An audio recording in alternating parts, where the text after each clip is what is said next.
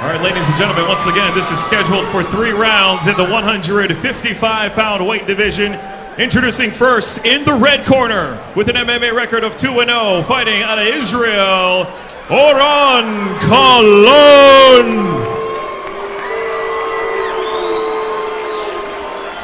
And his opponent in the blue corner with an MMA record of 3-2, fighting right here out of Las Vegas, Nevada, Jimmy Spicuzza. Hey, Ron, when we talked about the tattoos, Spicuzza has a whole chapter written on the side of his chest here. Yep. Chapter on his, right under his right pectoral muscle. Protect us at all times, obey my commands at all times. Let's make it a good clean. I got a feeling it doesn't have any keys to victory for his opponent written there. We're just seconds away from Oron Kahlon, Jimmy Spicuzza, 155-pound lightweight matchup right here at Tuff-N-Uff. Spicuzza with the orangish color with the blue trim. And I mentioned before, you said on the opposite side of the ring from us, a sea of blue shirts. Looks like it's contestants row on The Price is Right. That's what it looks like, it doesn't it? They have writing on their shirts. Kahlon in the white and black. Spicuzza again with the orange and blue. The show of hands, they touch in the middle, and round number 1 underway. Spicuzza was a wrestler here in Las Vegas at one of the local high schools. Once again, you see a difference in their stance, too. You see Spicuzza a little bit leaning back on that back foot. He's got that front toe. He's bouncing a little bit up and down, a little bit of a more of a Muay Thai stance, and he follows it up with a kick to the front leg. Boy, how many guys at this stage of their careers have websites? JimmySpicuzza.com on the back of his trunk. He's going to love you for that. And that is smart businessman.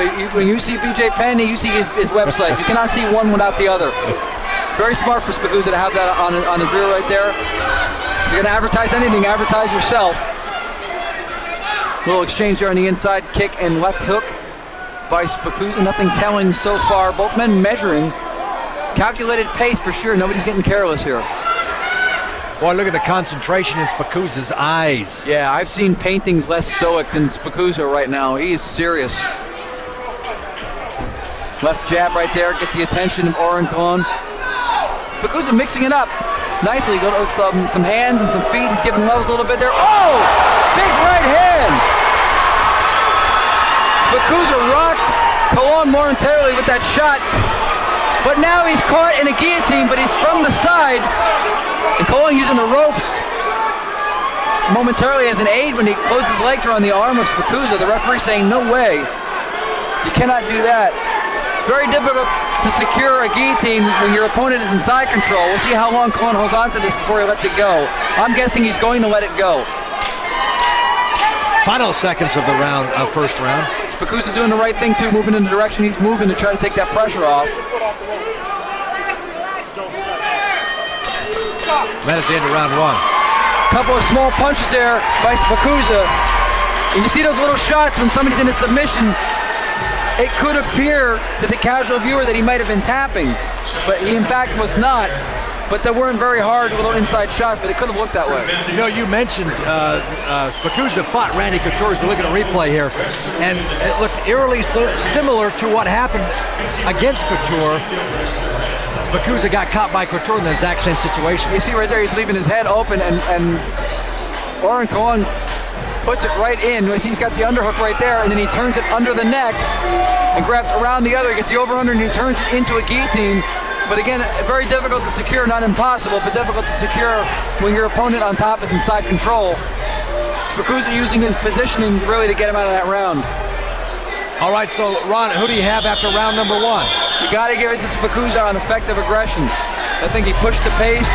I think he did more of the damage. If nothing else, what separates the two guys in that round was that right hand that dizzied Oron Kahlon briefly, and then the spun him right around. Yeah, you know what? It could be actually a closer round than I thought too, because while Spicuzza did not get submitted, you get more scoring points for an attempted submission than you do for an escape. Because as a fighter, if you get caught in a submission, you are supposed to get out. So the submission attempt is a greater scoring point than it is to escape. So that actually could be a lot closer around than we thought. But overall, I would say the round was dominated more by the action of Spicuzza. Nice double left hook there by Spicuzza, taking advantage of the spinning off balance from Oron Kahlon. Well, a little bit of redness there under the right eye. A testament to Spicuzza's work. Nice inside right hand by Kahlon, not landing, but straight to the shot. Big head kick by Spicuzza, partially blocked by Kahlon, but it certainly got his attention. Spicuzza now driving in for the takedown. He's got that knee on the inner thigh of Kahlon. He's looking to pass. You see Kahlon turning, trying to prevent that from happening, and he does, and he's able to recover full guard, which he now has open.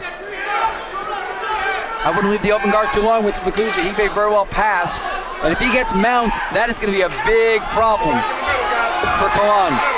And you wonder what these ropes, what a difference these ropes will make in this situation right here, because they're sitting right in front of us. Yeah, when you have the cage in a situation like this, what happened was that Kahlon would be pinned up against it, and he would be able to use it maybe to press his back up against it and walk to get out of the bottom spot, or it could be something that Spicuzza can use to trap him while he's doing some of his work. The ropes aren't really providing that kind of a buffer for either guy. As we move to the final 10 seconds of this second round. Spicuzza working actively from Kahlon's guard. Now both men up on their feet, and that is round number 1 in the books. Round 2. Oh, 2, I'm sorry. So after the second round, I would have to go Spicuzza. Yeah, Spicuzza has made his point. At the very least, if you're in the corner of Oron Kahlon, you're telling him to pick up the pace. If he won the first round, he definitely didn't win the second round. You're looking at a situation where at the very least he needs to win the third round. Maybe, again, the fight in the third round as well by finishing it. All right, so we come to the third round of this fight. Look at this.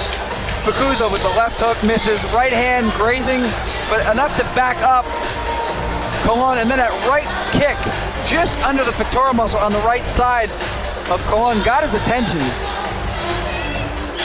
You see them right there. The trip by Spicuzza gets the fight to the ground, and he goes immediately thigh on the inner thigh of Kahlon. He starts doing some work, trying to get to the half guard position, trying to pass. Good recovery by Kahlon, not letting him do it. We'll see who has the stamina now here in the third and final round. Neither fighter looks tired. Now these guys both look fresh. Big left hook misses by Spicuzza, followed by a right head kick. Superman punch feint, actually. He threw the left.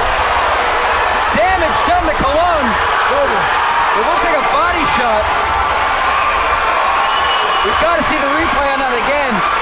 It appears Kahlon is doubled over in pain. It looks like he got rocked to the body. Might be a rib. Could have broken a rib. It looked like a shot to the midsection by Spicuzza that did him in. We'll take a look at that as soon as they cue that up. But yeah, that was a damaging kick. Looked like it could have been to the, obviously the midsection, maybe a rib. Maybe he caught a rib. See the physicians now taking a look at Oron Kahlon.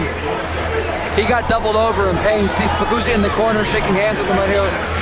Here's the left hook that missed by Spicuzza. The head kick that came close. Keep an eye on the knees. Yep, it was in fact a knee to the midsection that just completely buckled Oron Kahlon and took every ounce of wind out of his sails. And you can see the cheering section. The JimmySpicuzza.com website's going to be packed with people tonight checking it out because Spicuzza comes away with a big win. Yeah, Spicuzza's his groupies have a lot of blue going on there, but they're certainly not enjoying the blues with that victory by Spicuzza. Nicely done. There's the cheering section. You see it now. That's all the Spicuzza family and friends. Now, they were all here before when he fought Ryan Couture. They went home disappointed.